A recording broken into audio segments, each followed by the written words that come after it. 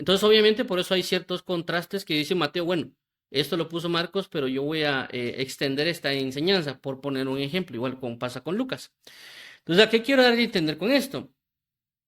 Que el libro de Lucas, que el cual estamos tomando, donde dice que Jesús oró toda la noche y luego de eso escoge a los 12 apóstoles, eso no aparece en el libro de Mateo.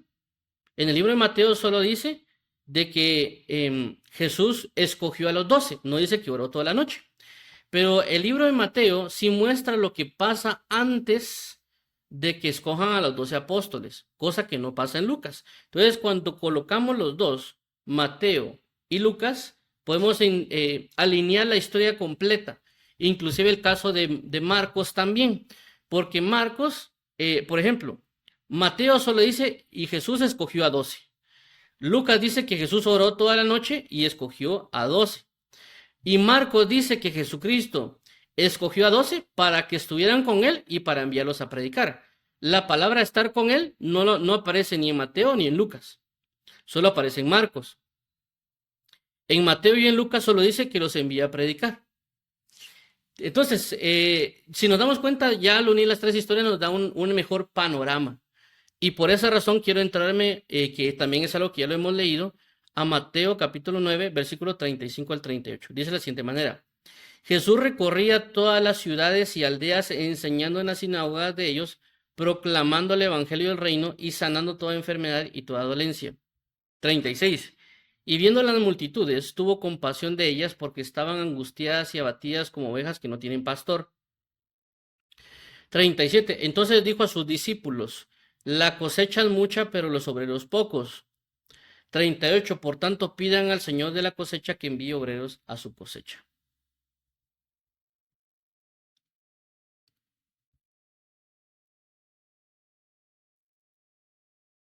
Ok, perdón. Entonces vemos otra vez, dice que en este caso Jesús dice que estaba recorriendo las aldeas, dice, otra vez, 35, perdón. Jesús recorría todas las ciudades y aldeas enseñando en las sinagogas de ellos, proclamando el evangelio del reino y sanando toda enfermedad y toda dolencia. Y viendo las multitudes tuvo compasión de ellas porque estaban angustiadas y abatidas como ovejas que no tienen pastor. Entonces este es un punto central porque aquí habla de que él las ve como que no tienen pastor. Y dice que ellas estaban angustiadas, pero Jesús, cuando se habla en la Biblia, en muchos casos, dice que Jesús tuvo compasión de ellas, que las ve como ovejas sin pastor y les comienza a enseñar. Entonces, en pocas palabras, cuando habla de la enseñanza, habla de pastorear a la persona. En este caso, cuando Jesús se menciona en ese caso.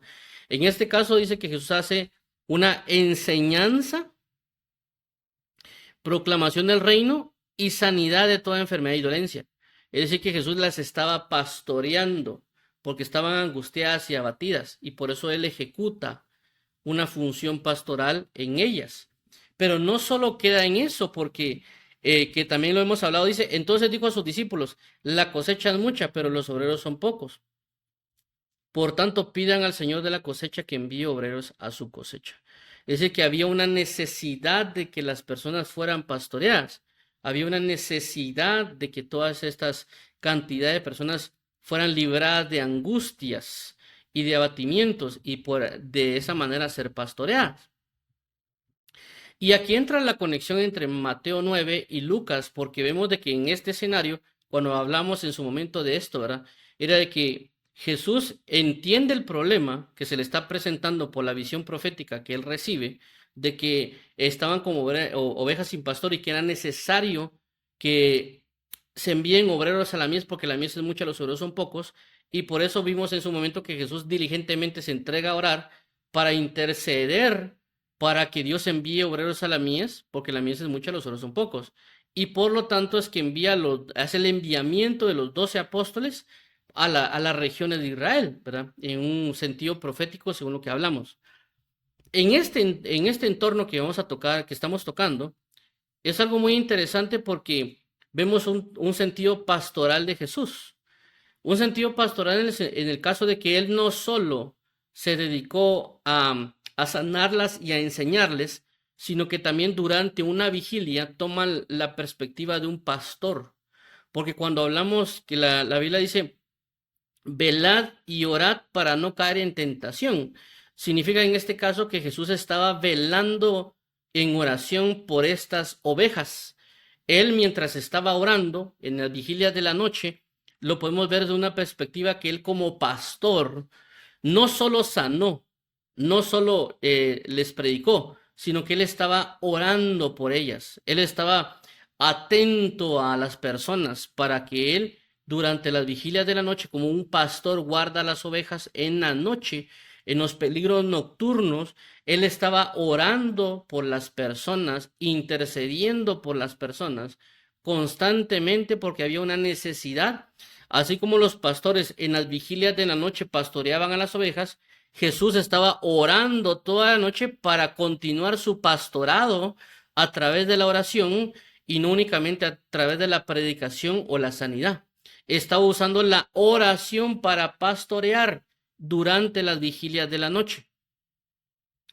Y no solo eso, ¿verdad? Porque por lo que estamos viendo o por lo que mencionábamos en este caso acerca de los turnos, de que a los que se le conocen las vigilias se ponían guardianes, es decir, claramente no era que la persona se pasaba, por así mencionarlo, eh, eh, solo una persona pues desvelándose continuamente, sino que también era el hecho de que a veces ponían turnos, ¿verdad? Como mencionabas, hagamos cuenta que habían familias. Entonces a veces una familia, hagamos papá, mamá y hermanos, pues se turnaban en las vigilias de la noche para poder pastorear, pero también en otros aspectos que se ha estado viendo, que cuando las personas son cuando el rebaño es muy grande, se necesitan de otros pastores para que ayuden a pastorear. Es decir, hay una gran necesidad en el pastorado que no se va a dar abasto. Es, por ejemplo, como cuando sucede el caso de Jesús cuando estás predicándoles a las personas, y dice que por 3 días le estuvo dando enseñanzas y predicándoles y enseñándoles, y dice que se iban a apartar pues, para regresar a sus casas. Y Jesús se dio cuenta de que si ellos se iban a desmayar en el desierto. Y por eso dicen, miren, mejor démosles de comer primero para que ellos luego vayan. ¿Qué es lo que sucede ahí? Cuando dice que es la multiplicación de los panes y los peces, Jesús no se puso a repartir a todos. Hubo ayudas que Jesús le daba a los apóstoles y los apóstoles se encargaban de repartir la comida. O sea, Jesús no lo hizo todo, él tuvo ayudas para que pudieran repartir las cosas. Entonces, ¿qué quiero dar a entender con esto? Y con la relación de la oración continua de Jesús por toda la noche y también con la selección de los apóstoles. De que Jesús, bajo el sentir pastoral de la necesidad de un pueblo que necesita ser pastoreado, de un pueblo que necesita ser librado de angustias, de ser librado de aflicciones, enfermedades y algún otro tipo de cosas, él, ciertamente, como pastor, está al pendiente de generar una vigilia nocturna y que no tiene problema por estar en oración para pastorear a través de la oración, pero también sabe que hay una gran necesidad para que Dios pueda escoger a otros pastores para que puedan pastorear al pueblo. ¿Por qué? Porque la cosecha es mucha, pero los obreros son pocos.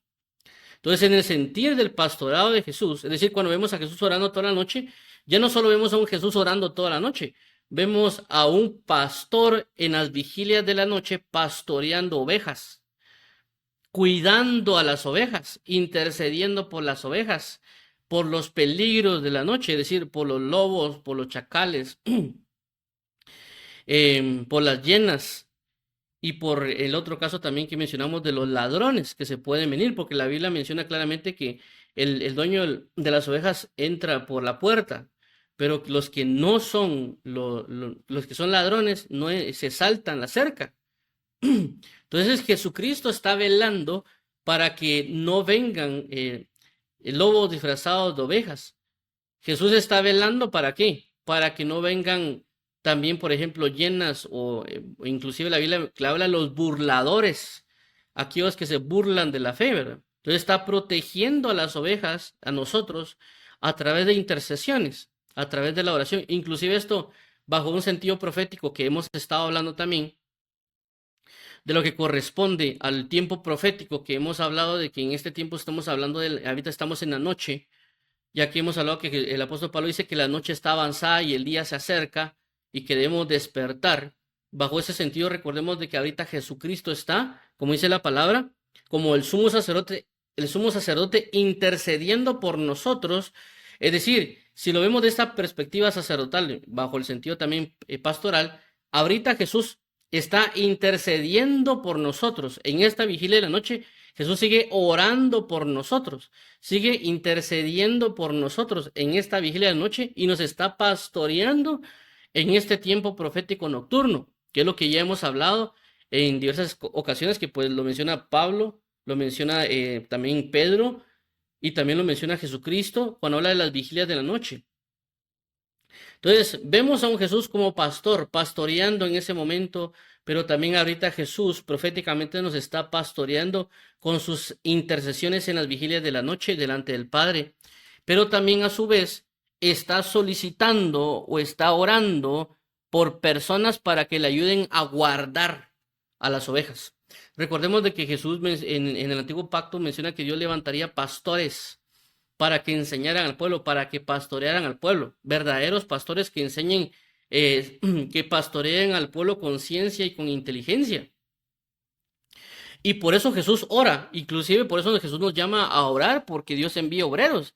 Y por eso que el sentir de un Jesucristo, que lo estamos citando ahorita, en su vigilia de la noche, para luego escoger a los 12 apóstoles para que estén con él y para enviarlos a predicar, nos hace la referencia de la necesidad de un pastor para solicitar otros pastores por la gran cantidad de ovejas que hay, para que todas sean guardadas y cuidadas y tratadas de una manera, si lo queremos llamar así, específica y especial.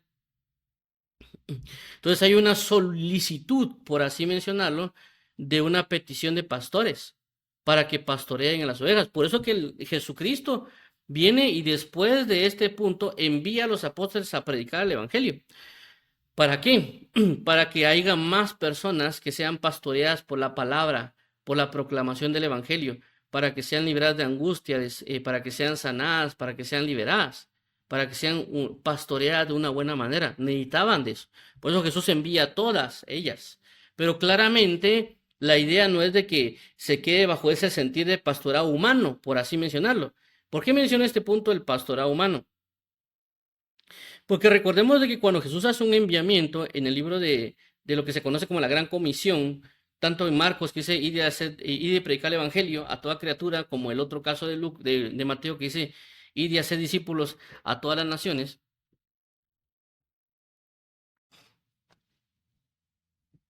Una de las cosas que se menciona en ese caso, dice ir y hacer discípulos, enseñándoles a guardar lo que se les ha enseñado a ustedes a guardar. No es que nosotros se hagan discípulos nuestros. No es de que yo sea, que nosotros nos apropiemos como que fuéramos pastores en un aspecto de, él es mi discípulo o él es mi ovejita, sino que realmente se hagan ovejas de Cristo, se hagan discípulos de Cristo. Cuando dice ir y hacer discípulos, no es que se hagan mis discípulos, sino es de que se hagan discípulos de Jesucristo. Porque no es a nosotros que nos tienen que creerle a Jesús. No es a nosotros el que nos tienen que dejar, perdón, no es a nosotros que necesariamente lo vamos a pastorear. El que lo va a pastorear completamente es Jesús. Nosotros somos humanos, ¿verdad? Nosotros no estamos 24, no podemos estar 24/7 como las personas. Es prácticamente imposible estar 24/7 con una persona. No se puede. Entonces vemos de que realmente el que va a pastorear es Jesús. Claramente Jesús en su pastorado va a asignar pastores para que le ayuden a pastorear, porque por eso mencionaba en la cabeza pastoral, o que Jesús se conoce como el príncipe de los pastores, es decir, el principal entre cualquier pastor. Entonces, que en esa idea o esa figura pastoral que se menciona cuando hay grandes rebaños, estaba el pastor principal y había personas que ayudaban a pastorear al pastor principal. Entonces, claramente cuando Dios asigna pastores, es para ser ayudas del verdadero pastor. Obviamente, aunque tal vez tiene título de pastor, pero la idea significa de que él va a ayudar a pastorear. Y también la idea de Jesús para colocar a un hombre de alguna manera para que pastoree, es para que este hombre esté en el mismo sentir y de que a través de que alguien enseñe o que hable, podamos ver, si lo queremos llamar así, una forma visual o de actitudes, cómo podría ser el verdadero pastor. Es decir, de que si yo veo hagamos de cuenta, yo veo a Pedro, o yo veo a Pablo, o yo veo a Juan, realmente verlos a ellos es solo para que me dé una idea de cómo es Jesús. Ver a un Moisés, ver a un David, solo es una idea para que me muestren lo glorioso que puede ser Jesús. Por eso que cuando en Moisés en Deuteronomio 18:18 dice, vendrá un profeta más grande que yo, si no existiera Moisés, la relevancia de decir que viene un profeta grande quedaría como un poco ambigua. Porque si alguien de repente no pasa nada y dice, miren, va a vendrá alguien, un profeta muy grande, pues ¿cómo así de grande? O sea, ¿a qué se refiere con grande, verdad? Porque nosotros somos como, por hacer bajo un entendimiento. Hagamos de cuenta que aquí en Guatemala yo puedo ver edificios que son grandes. Y yo puedo decir, es que en Guatemala tenemos edificios grandes. Pero si le digo a alguien que vive en Nueva York o en una parte de Estados Unidos, y para él ese es un edificio normal. Allá en Estados Unidos tenemos rascacielos, ¿verdad? Entonces, porque hay un punto de comparación. Entonces, cuando Moisés dice, vendrá un profeta más grande que yo, y sabemos de que Moisés hizo Dios usó a Moisés para generar una gran liberación, para darles estatutos, mandamientos y muchas cosas que pasaron, tenemos un punto de referencia para conocer la grandeza de aquel que habría de venir. Igual con David. David representa el regreso, la restauración de una gloria, el restablecimiento de un reino y muchas otras cosas. Y Dios hizo un pacto para decir que de tu simiente vendrá un trono eterno, en este caso sobre Jesucristo. Entonces hay un punto de referencia de un buen pastor, de David como un buen rey. Y si este es un buen rey y dice que vendrá uno más grande, entonces nos da una idea a nosotros de qué es lo que se puede venir. Entonces, a la idea de Dios colocar pastores es para que podamos ver a través de ellos el cariño de Dios, el amor de Dios, cómo Dios puede pastorear, y así mismo veamos de que la grandeza que hay en su pastoral es más grande que la del hombre.